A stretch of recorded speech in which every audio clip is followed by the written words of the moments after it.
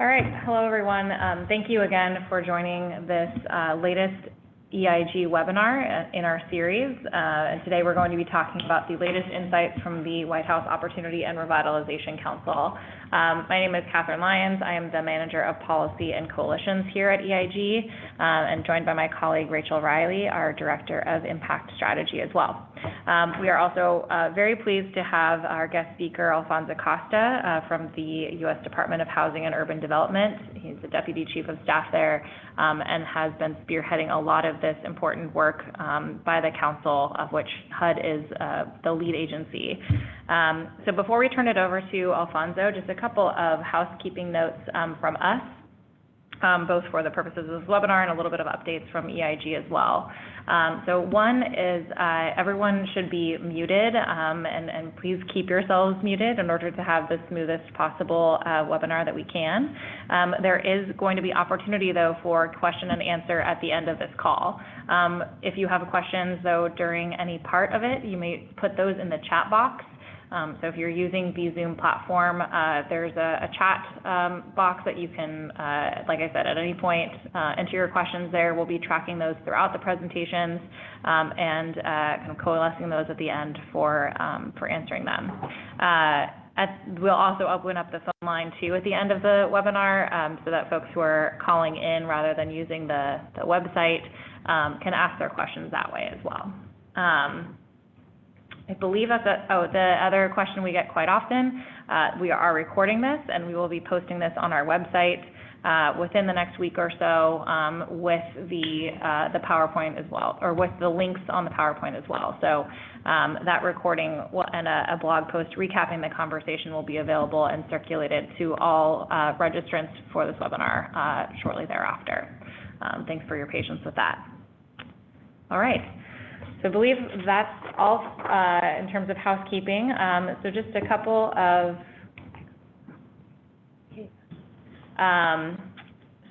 notes related to EIG and some Opportunity Zones updates that may be helpful for folks on this call and the work that and how you're engaging with the incentive.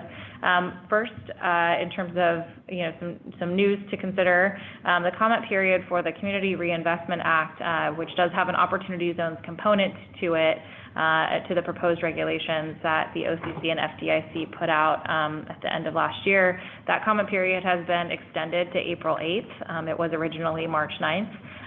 So the community development community writ large and others who are interested in commenting, of which EIG will be one of them, have a little bit of extra time to pull together comments related to that.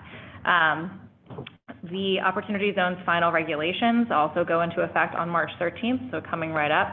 And finally, some exciting news coming out of the Winter Innovation Summit in Salt Lake City earlier this month. They announced the 4 grand prize winners of the Forbes Opportunity Zones Catalysts. Again, we'll circulate this link after the webinar, but it included Opportunity Alabama, 4 Points Funding, SOLA Impact down in Los Angeles, and Erie Downtown Development Corporation. So a big congratulations to the great work that's being done in those places and through those investments. Some additional resources that EIG is continuing to develop, the Opportunity Zones Development and Investment Profiles. Our latest is actually our first business investment profile, and it focuses on proximity space out of Montrose, Colorado. We have also updated our Opportunity Zones Facts and Figures page with the latest Census Bureau data, so please take a look at that. And finally, continuously, we are updating our Opportunity Zones activity map. So that is hopefully a very helpful tool for everyone to see what initiatives and funds and investments are happening across the country, and with a little bit of information on each of those. Just again, the caveat that we always mention with the activity map is it is not meant to be comprehensive, but rather a spotlight on some of the kind of impact-oriented investments, funds, and initiatives across the country that we think are worth highlighting and hopefully replicating and scaling across the country. So with that, I'm going to turn it over to Rachel, again, our Director of Impact Strategy here at EIG, to talk a little bit about the White House Opportunity and Revitalization Council and introduce Alfonso. Thanks so much, Catherine. So the way that we're going to go through content today is we have about 1 hour, so we're going through 3. And what I'm going to do at the top here is provide just a little bit of background on the White House Opportunity and Revitalization Council, as well as some high-level activities that the council achieved last year. A lot of these activities were recently outlined in a report to the president. So then I'm going to turn it over to Alfonso to do a deep dive into what was included in that report, as well as some of the activities that the council will engage in 2020 and beyond. After that, I am going to go ahead and highlight some examples of ways in which the federal resources and programs are starting to make an impact in communities throughout the nation. So both supporting projects as well as supporting some of the community groups that are making huge strides to create effective OZ ecosystems for their local communities. And then we will wrap up with some time for Q&A. So with that, just in case folks aren't familiar or haven't been grounded really in the work of the White House Opportunity and Revitalization Council, this council, it's an interagency council. It was established back in December of 2018 through an executive order, and it's comprised of 17 different federal agencies as well as federal-state partnerships. It was established, the purpose being to target, streamline, and coordinate federal resources to be used in both opportunity zones as well as other economically distressed communities. So while the focus is very much on opportunity zones, the mandate is broader than that. It is inclusive of other economically distressed communities. And also, in addition to doing the targeting and streamlining, the council has also been and will continue to identify and disseminate best practices for utilizing opportunity zones and existing federal resources together in order to stimulate economic growth and revitalization. And on this slide, the table that you're looking at are the 5 different work streams that were identified in an implementation plan, which was published in April 2019. And this is really the organizing framework that the council is using to execute. So going through this really quickly, prioritization on economic development, entrepreneurship, safe neighborhoods, education and workforce development, as well as, of course, measurement. So there you can also see what agencies are leading those efforts, as well as, a top-line description of the action item included.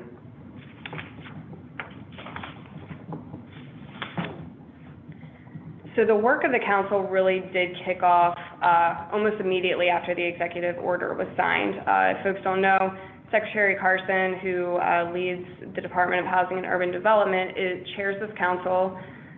Joseph Grogan, who's Director of Domestic Policy Council, vice chairs it, and then Scott Turner was hired last year as the Executive Director. A number of folks from the council have been traveling throughout the nation, including Scott, who I believe has traveled to over 50 communities throughout this past year to meet with residents, community leaders, education stakeholders, elected officials, business leaders, and investors with a few different goals. First and foremost, I know that they're very interested in kicking the tires on actual OZ projects. So seeing how the tax incentive is being leveraged in these early days of the market. As well as, a number of these visits have included, or I would say most of them probably have included meetings that provide some form for dialogue so that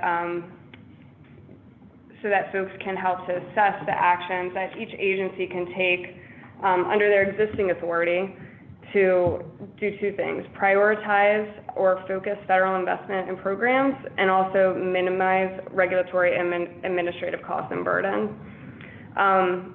Those meetings are also helping to provide feedback to the council from state, local, tribal governments, as well as residents and individuals from the private sector.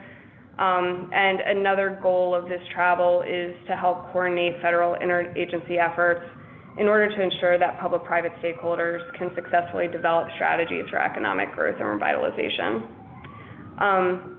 What Alfonso will talk about a little bit more in depth are these recommendations and actions that the council has provided over the past year. They are sub-regulatory, regulatory, and legislative in nature, and there's a breakdown below of what these recommendations and actions hope to achieve. So you can see some of them hope to achieve the encouragement of additional public and private investment. Some are meant to help state and local and tribal governments better identify, use, and administer federal resources, and then the majority of the actions are really meant to do both. And with that, I will turn it over to Alfonso to talk about the report to the President, which was published on February 7th. And just, I believe that probably the majority of folks on the call have either interacted with Alfonso as he's been traveling and through his leadership position within this work, or has seen Alfonso talk about this work. But Alfonso is the Deputy Chief of Staff over at HUD, and before turning it over to him, just really want to thank him for participating in the webinar today and for all his great work with the Council. Alfonso? Thank you so much, Rachel and Catherine and the whole EIG team. We really appreciate all the support that you've provided since the initiation and leading up to the inclusion of the language within the Tax Cuts and Jobs Act that created the Opportunity Zones initiative. I think EIG did a phenomenal job introducing what we've done across the federal family in terms of the White House Opportunity and Revitalization Council. Again, Rachel had mentioned that it is a 14-member council in addition to 3 federal-state partnerships, and it is chaired by Secretary Ben Carson of the U.S. Department of Housing and Urban Development. And through this council, we have been tasked through an executive order that initiated the council back in December of 2018. And that really served as the impetus for the interagency collaboration that created the council. And through the council, or through the executive order, we were tasked with several different reports, the first of which was mentioned earlier in the call was our implementation plan. And I think that the previous slide did a really great job of delineating the different work streams that serves as the structure of the council. And we have different lead agencies for the economic development work stream, the entrepreneurship, education and workforce development, safe neighborhoods, and again, measurement. So that report was due within 90 days of the executive order being signed. And we went public with that in April, as was mentioned. And then within Section 4 of the executive order, there's also an assignment to the council to create 2 reports, which we actually decided to consolidate into one, and that is the topic of this discussion. And the 2 reports were supposed to aim at looking at ways in which the federal government can tweak or make changes to or create new ways through existing policies and programs to encourage public and private investment to support the nation's most economically distressed communities, including opportunity zones. And then the second report, again, which was infused into one coherent, one consistent report, was to make changes that would make it easier to and more accessible to identify, administer, and use federal resources for state, local, and tribal governmental bodies. So that really served as the mission that we were set to take task on, and that is, in fact, what this report includes. I will briefly touch on what the last report for the president in light of the executive order will include, and that is a list of best practices that could be integrated into public and private investments in urban and economically distressed communities, including opportunity zones. And we hope to release that publicly during the late April or early May timeframe. But again, EIG has been a phenomenal source of information and really being able to glean across the country different case studies and profiles and the resources that they have on their website have been helpful to us on the federal level, and as we travel the country consistently hear that those resources are valuable. But going to the report, I think again that Rachel laid it out very well. You'll see at the top of this slide the breakdown of the nature type of the recommendations that we included within this report. And we call them recommendations because, again, referring back to the executive order, it did task us to submit a list of recommended changes to the federal statutes and regs and policies and programs that could effectuate the goals outlined of encouraging public and private investment, but then also helping state and local and tribal governmental bodies to better identify, use, and administer federal resources. But so again, although they're labeled as recommendations, 180 of the overall 223 recommendations have actually already been effectuated, and that number has actually gone up since the submission of this report. We did present the report to the president in December, which was in fact on the 1-year anniversary of the executive order being signed. And as was mentioned earlier, we did go public with it on February 7th, and you can find the report on opportunityzones.gov. That's opportunityzones.gov.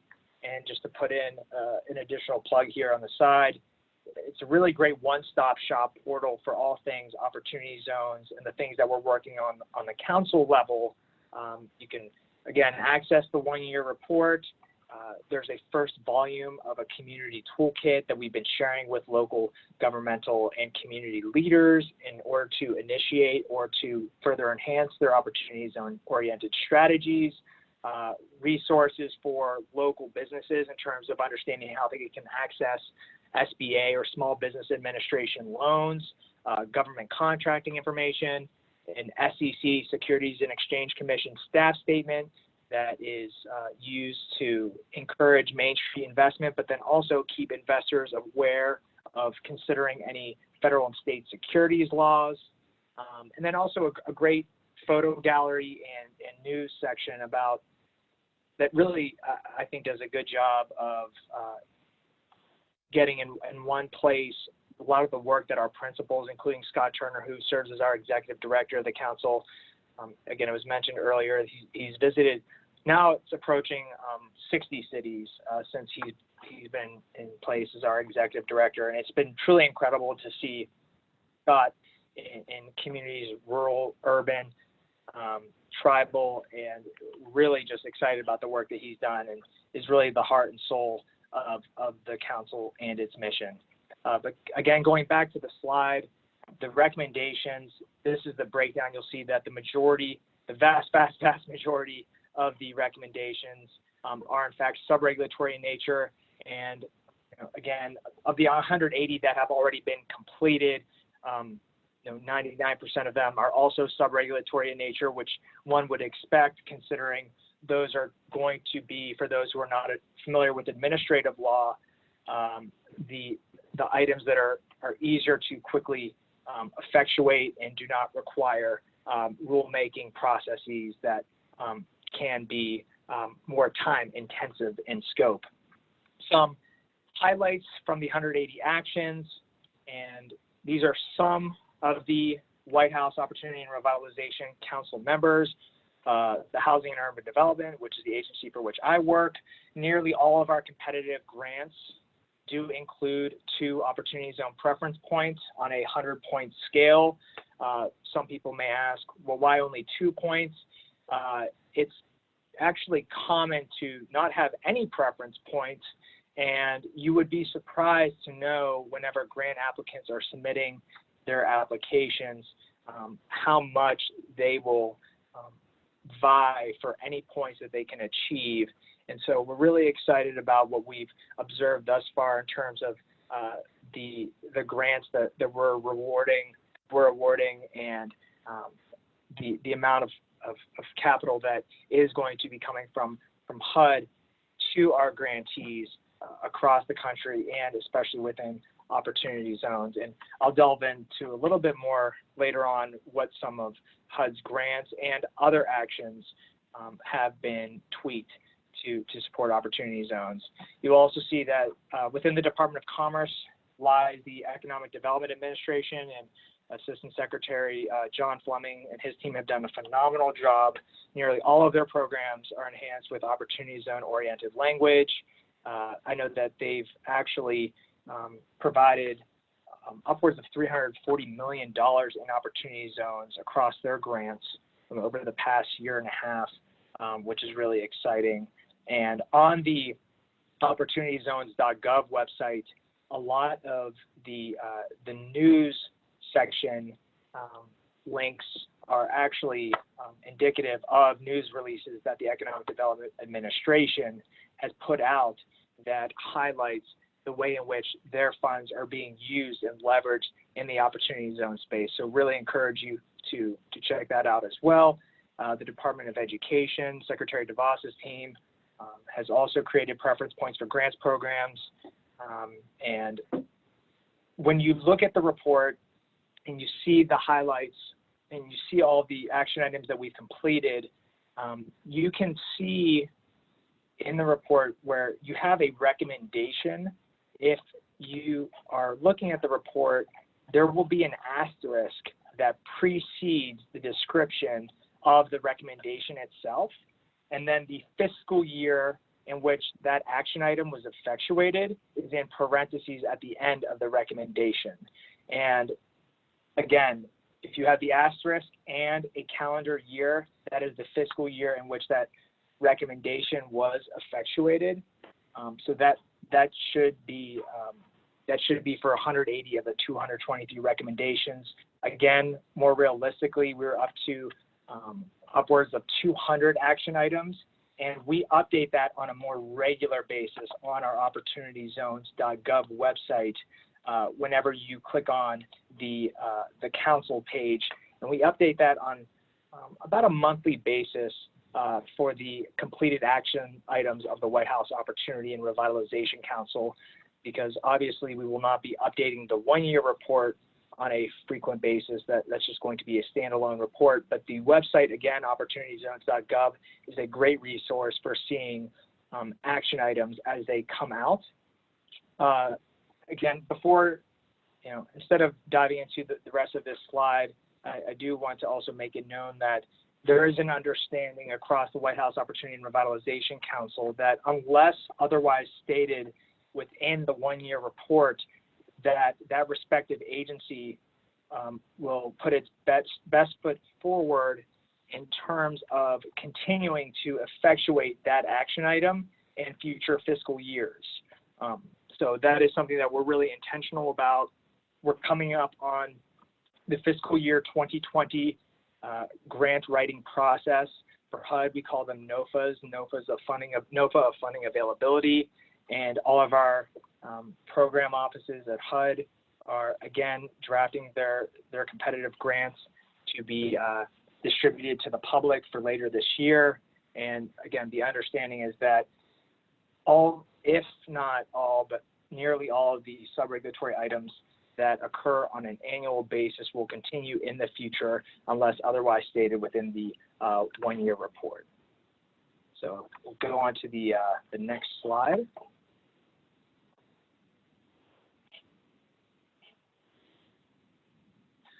So when one looks at the report, it is pretty robust in scope. It's 157 pages. It starts out with a letter to the president from Secretary Carson, Joe Grogan, who again is the director of the Domestic Policy Council and serves as vice chair, and executive director Scott Turner, followed by an executive summary of the report. And at the very end of the report, you'll find action items that cross multiple work streams. But before I get into that a little bit, the report really flows per the work streams that were mentioned earlier by Rachel, and it's broken down by agencies that support each work stream. And so it really makes it easy for someone who is either in the private sector or a local governmental body or a state entity to say, okay, well, which of the work streams that makes up the council, which action item or grant or program, what would that fall into? And so going to this overarching theme of a work stream and then going through the different agency by agency action items is a really simple way to be able to tease out from a menu of items what would be most helpful in a given project or investment or surrounding infrastructure or investments that a community is looking to establish within an opportunity zone. That we found that to be the easiest way to navigate the report. But after you go through all of the different work streams of the report, at the very end, we did include a section that we felt crossed multiple work streams. And we're really proud of these items because it showed that even if in our implementation plan, a respective executive branch agency was assigned to a particular work stream, they oftentimes were effectuating action items that ended up supporting multiple work streams. And so we identified those, and they can be found towards the end of the report.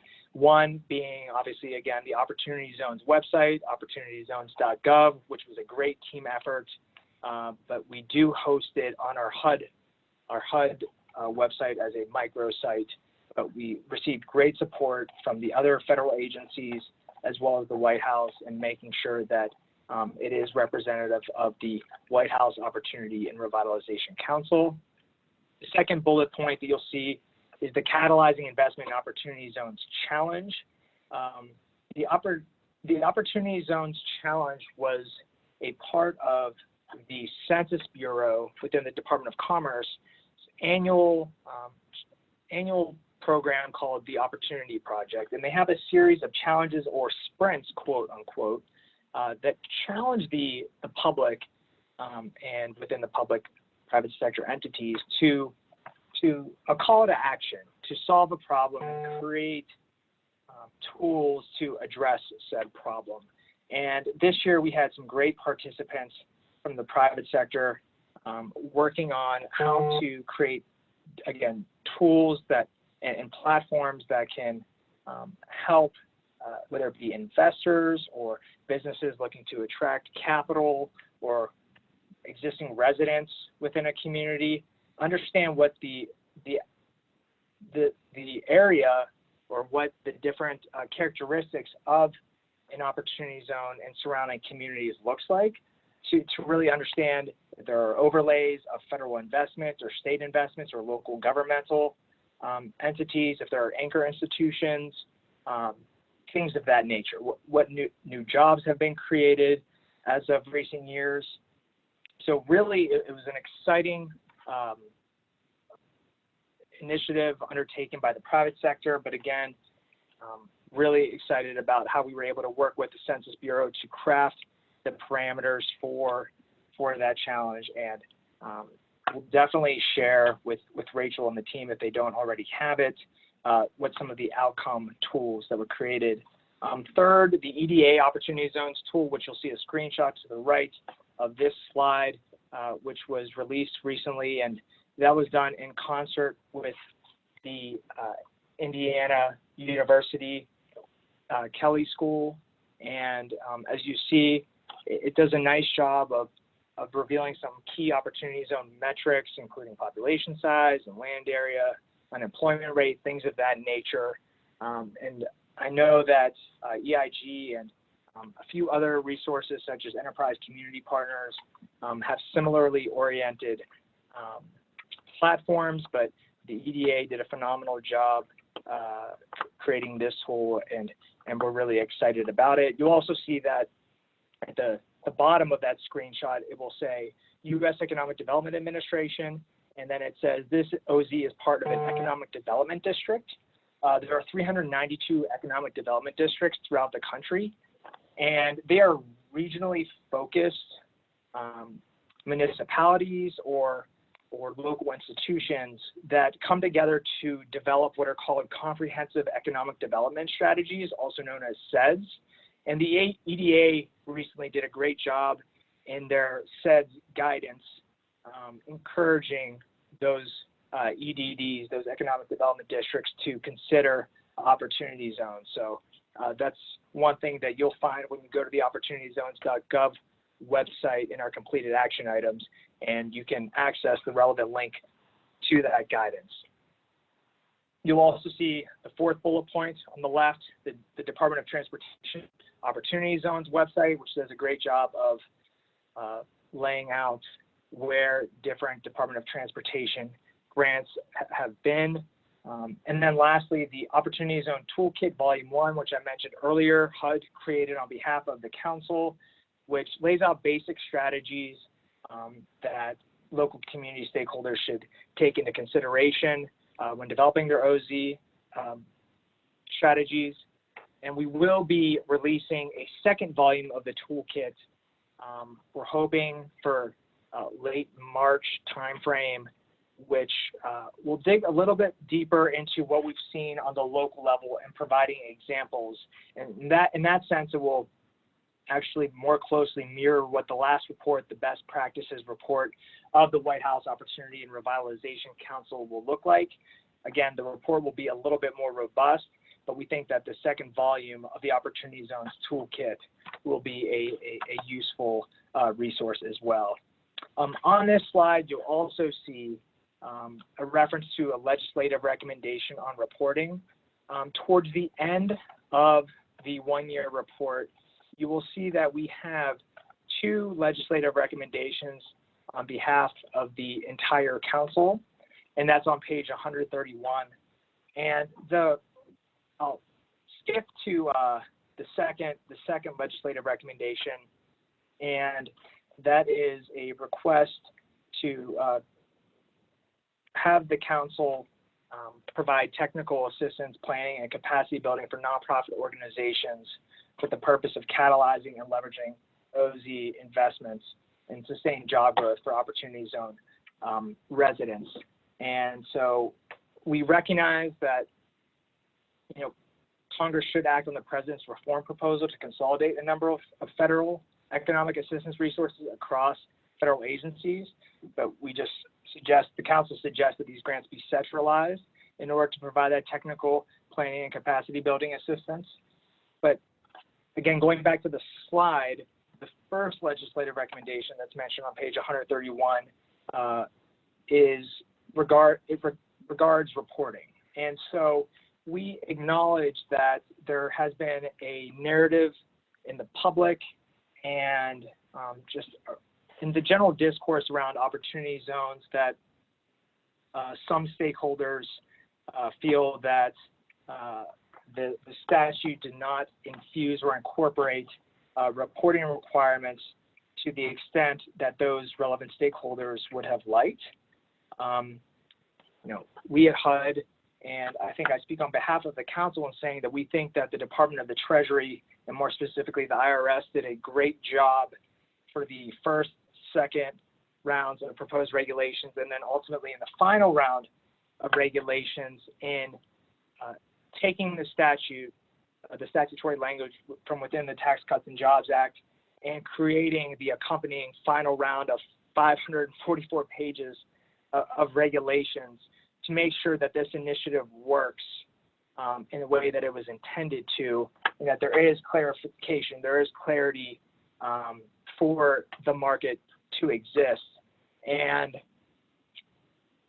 it's something that, this topic of additional reporting is something that does come up frequently, and we're also very excited about the revisions that the IRS has made to Form 8996 and the different things that are being asked for qualified opportunity funds to include in their tax returns. But again, going back to this legislative recommendation on reporting, again on page 131, the exact quote of our report is that in order to measure the positive impact that opportunity zones the Opportunity Zones initiative is having on the American people, the federal government will need to evaluate the effect of qualified opportunity fund investment on jobs, incomes, businesses, and poverty. And we, as members of the council, are intent on working with Congress to develop legislation that will address the collection of any additional information that would be useful in assessing the value of the Opportunity Zone's incentive to distressed communities. And we believe that such legislation should establish appropriate procedures and measures to ensure that the collection of such information is performed in a manner so as to prevent duplicative or redundant reporting, and that any personally identifiable data included in such information is properly protected and withheld from disclosure to the public. So this was our way of saying that we're not endorsing one way or saying one way or the other different legislative proposals that have been put forth thus far. However, to the extent that Congress is willing to engage with us as members of the council to develop legislation that would address this item, we are excited about that prospect, and we do recognize that the IRS has done all that they can within the scope of their mandate to craft the final round of regulations. And so this is, again, this legislative recommendation on reporting is our indication of our willingness to work with the Hill. So if you go to the next slide.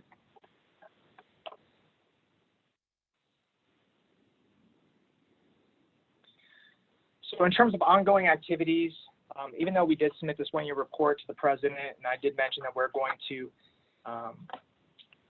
to be issuing a second report to the president on best practices, we're also out in the field.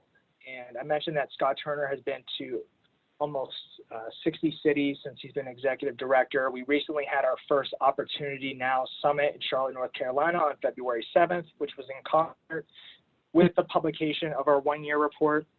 It was a fantastic event where we had panels discussing different important concepts, not only within the Opportunity Zones initiative, but things that were really pertinent and relevant to the people of Charlotte. So it included education and workforce development, prisoner reentry, community revitalization, and we also offer technical assistance across all of our member agencies to the attendees of the summit. So we are going to be continuing the summits throughout 2020, and as that schedule becomes more finalized, we will definitely be reaching out to EIG and other stakeholders interested in the Opportunity Zone space and beyond to seek their advice and to have the voices at the table and as a part of these summits to make sure that all stakeholders and residents of the community can be heard and all of their insights. But again, the 2020 reports, I already mentioned the Opportunity Zones Toolkit Volume 2 and what that will include, the local Opportunity Zone strategies that we're seeing in terms of leveraging federal grants, but then also how local governmental bodies are creating their own tax incentives or otherwise to initiate or to further enhance investment in a way that meets resident needs. You'll also see public and private investment strategies in our our final report from the council on best practices that we've observed, and we think it's going to be a very helpful tool because one of the things that we hear most frequently is, well, there are stories in the news that touch on qualified opportunity fund investments that are not in line with the congressional intent of the incentive, and oftentimes stories about what we see as really phenomenal social impact oriented investments are not being highlighted And so this is one way in which we hope to effectuate that and really show the nation that we are seeing a lot of great things on the ground. And when you look at places like Erie, Pennsylvania, which I know will be talked about a little bit more towards the end of this presentation, and Birmingham, Alabama, there is an excitement and a sense of collaboration that a lot of places have not seen before, especially in a place like Erie, where you have one of the highest poverty rates amongst zip codes in the country. And it's really encouraging to see some of the practices being taken across the country. Lastly, under the 2020 reports, you will see a mention of one of our most important work streams, and that is the measurement work stream, which is led by the Council of Economic Advisors, led by the Department of Housing and Urban Development, along with the Department of the Treasury and the Department of Commerce. And they will be releasing a white paper on data measurement goals and methodologies and expounding on how the data that is generated from the various forms that qualified opportunity funds and their investors are required to submit to the IRS will generate value in terms of analyzing the impact of the initiative. Some ongoing items at the bottom of the slide, you'll see that hopefully in the March timeframe, we will have a feature on grants.gov for all federal grantees that apply across the federal family for different monies. We'll be able to easily search which grants have language pertaining to opportunity zones, whether it be preference points or prioritization, priority language that is intended to help support the opportunity zones across the country. We're also going to continue focusing on information dissemination, whether it be constantly reminding people to access opportunityzones.gov, our best practices report. And again, EIG does a phenomenal job of information dissemination, and we look forward to working not only with EIG, but the folks on this call and the public at large to really make sure that the information that is seen in one part of the country is shared and known in an entirely different part of the country, and that there is no information asymmetry in this space. And lastly, and I think that this follows really nicely in what I was discussing before, but engagement with the private sector and local governmental bodies, whether through our Opportunity Now summits or engagement via webinars or the continuation of local roundtable visits that Scott Turner and other members of the council undertake. It's really important for us to be able to listen in person and derive from communities how we on the federal level can be of support in working with not only local governments, but the residents who live there. So we're really intentional about that, and that's it for this slide. Thanks so much, Alfonso. So with probably about the next 5 minutes, what I want to do is, now that we've heard about all of the actions that have been taken over the past year, I wanted to make sure that we were sharing examples of how these resources are impacting opportunity zones and communities writ large. So we will do that for the next couple of minutes and then leave approximately 10 minutes for Q&A.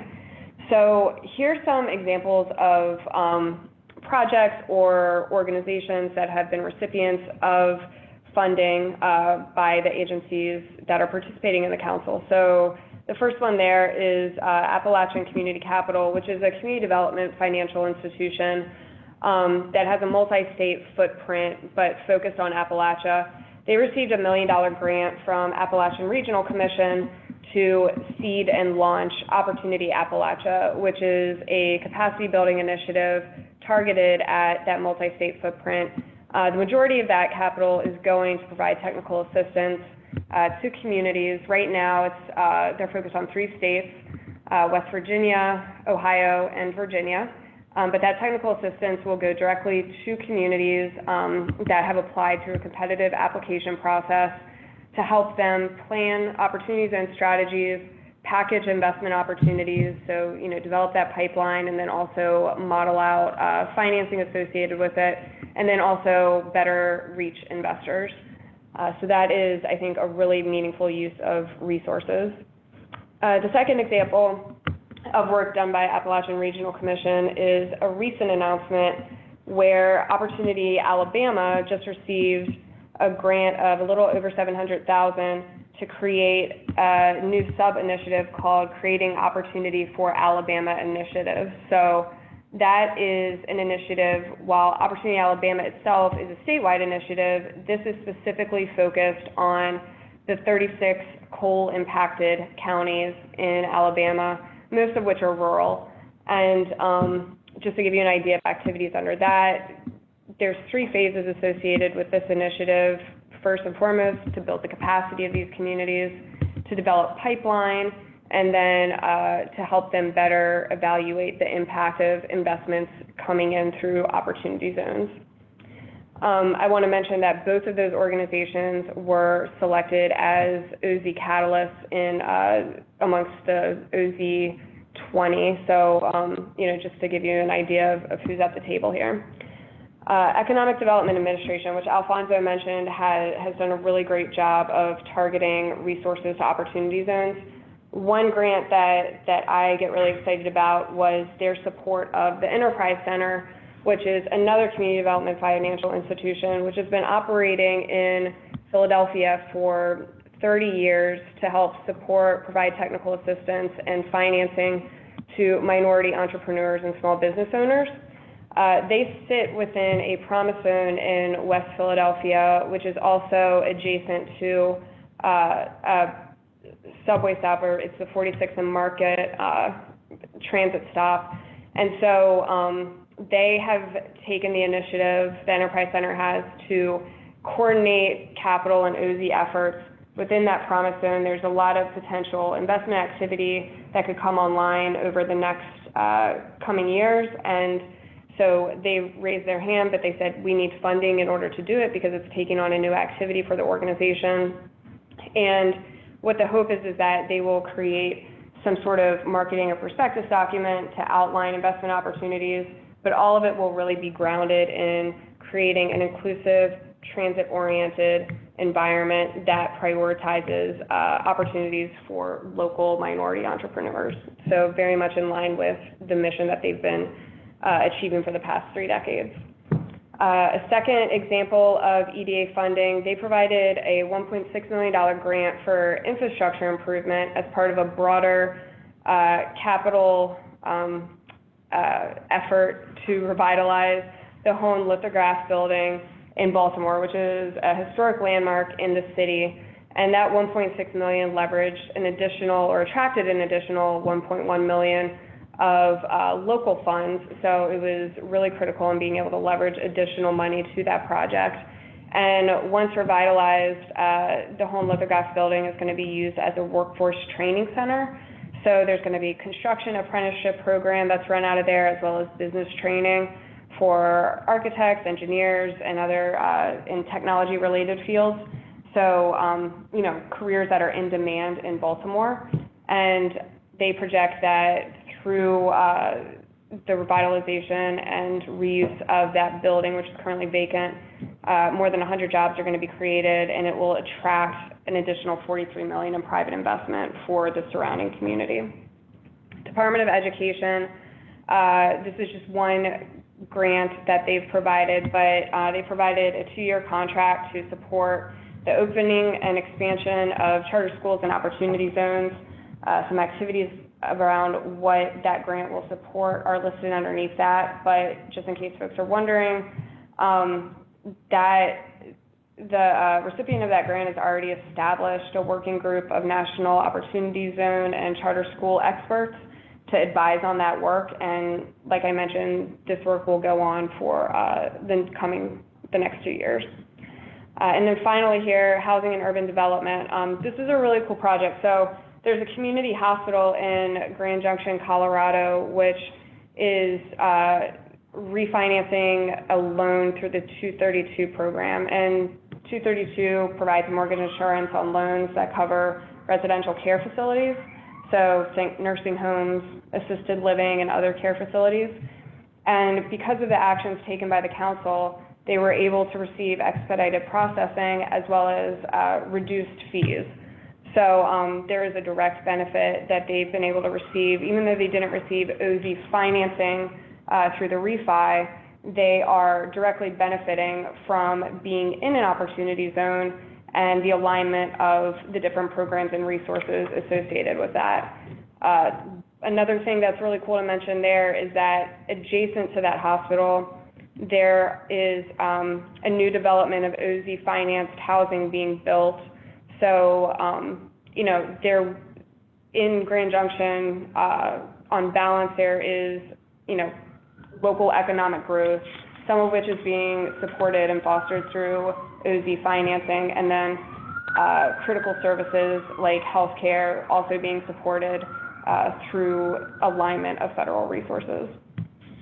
And then on the next slide, this is sort of hot off the presses.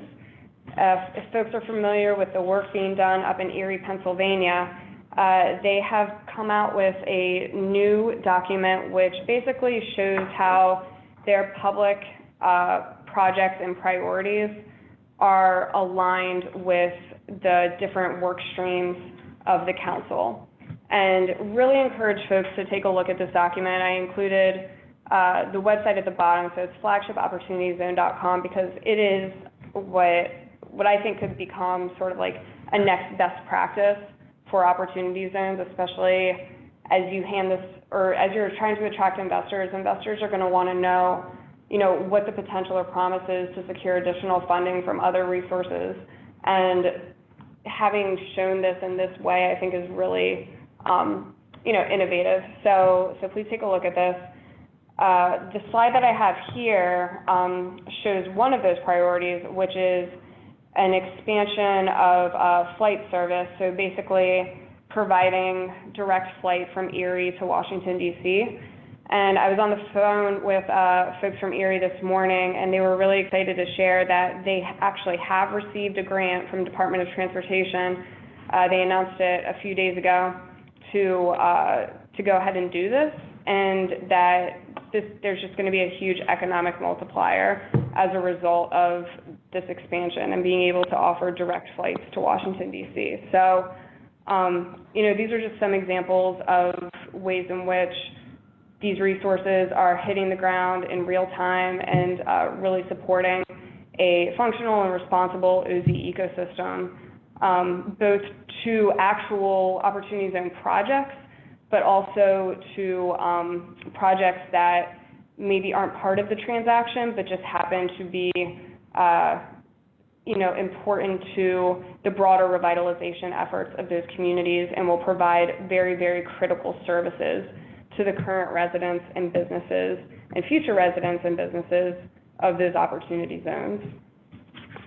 And Rachel, you're 100% right. We were really excited to see this come out of Erie, because it's exactly what we encourage local communities and governmental bodies to do, is to look at opportunityzones.gov, look at our one-year report, see our completed action items, and per the needs and desires of existing residents and of the community, is to look at the menu of different programs and policies that we have from the federal level and understand how those potential monies and support can plug into the overall plan of that local community. Yeah, it's super exciting. And again, I don't want to bury the lead here. Definitely go check out the document. It's great. And with that, Alfonso, can you stick around for a few minutes for Q&A? Absolutely. Great. All right. Well, we had one quick question that was submitted in the chat related to just how to use this incentive to help communities in Chicago. Happy to provide some additional information on how the incentive works in a follow-up call or email to that individual. But just generally, I think maybe the question we can broaden it out to how are folks on the ground, actually working with their communities, on the implementation of opportunity zones. One resource that, and Alfonso, please chime in here, as you think about this as well, but one resource I did want to flag is the EDA tool that we talked about earlier. There is a list there in that information, and there's a lot of statistics, but there's also information on who are the kind of economic development districts that are, taking a leading role in this. Where are the kind of universities that are working, or other institutions that are working on this? What EDA kind of track or regional office may be helpful to reach out to as well. I think we're starting to see a lot of that kind of proliferation of these resources and tools at the local and kind of regional level, where there's obviously a lot of these agencies have regional offices and can be a great resource for, again, kind of that more local, on the ground implementation of this incentive in real time too. So just wanted to reiterate those resources that exist and have come out of some of the work of the council. But Alfonso, feel free to add anything if you'd like. No, I think that's spot on. Thank you. Great, awesome. So with that, I want to give an opportunity for folks on the call to press *6 to unmute if you would like to ask a question over the phone, but as of now, that is all the chat questions we've received. If anyone has a question they'd like to ask right now, it's *6 to unmute.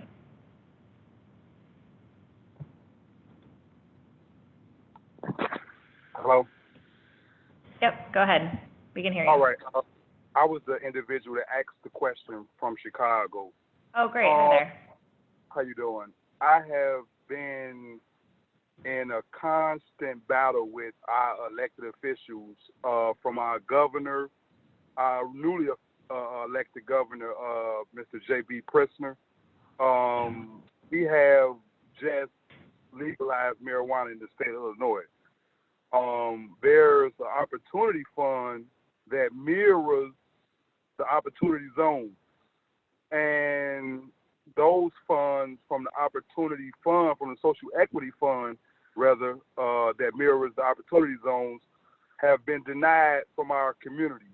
So how does one prevent that from happening in the opportunity zones that's represented in the Chicagoland area and is not in the downtown area? I'm talking about the areas that's actually impoverished, the ones that's denied, the ones that's underdeveloped.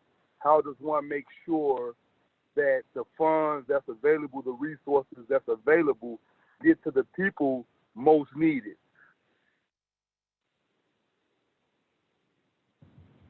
Just a quick note on Chicago's designations, and I'm happy to also follow up with you separately on this too.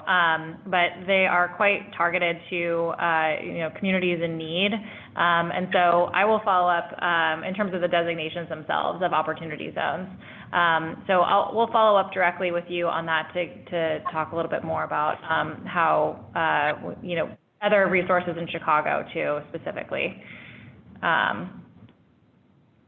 I want to, go ahead. The only other thing that I'll add to that is that Rockefeller has provided funding for the expansion of Opportunity Zone Academy, which was piloted in Massachusetts by Smart Growth America and their subsidiary Locus.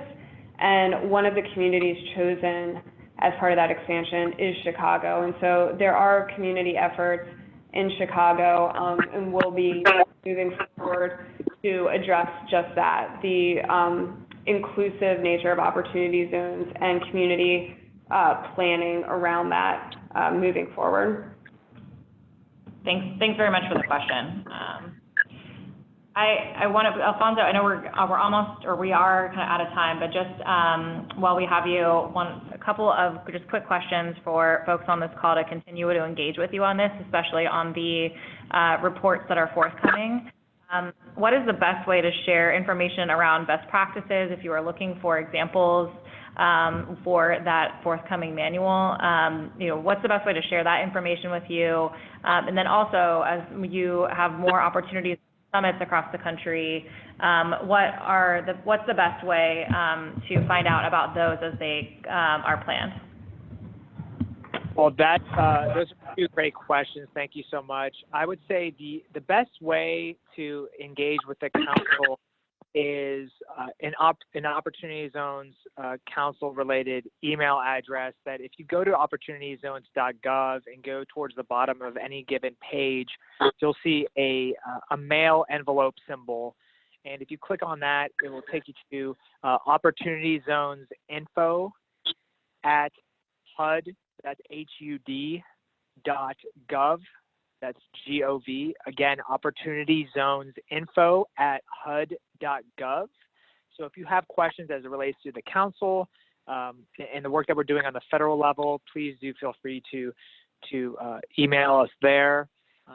Related to the Opportunity Now summits that will be taking place throughout the course of 2020, a great way to be kept abreast of the things, again, that we're doing on the federal level is to sign up for our newsletter on the opportunityzones.gov website.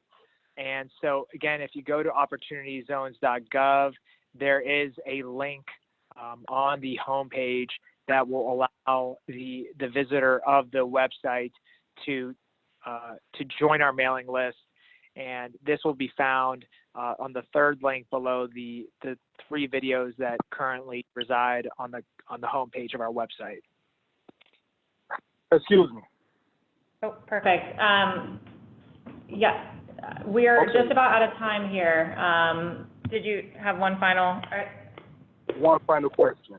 By all of these policies and practice and the executive order coming from the federal government, are the initiatives and the things done in other cities and states applicable to all states as long as they fall under the opportunity zones?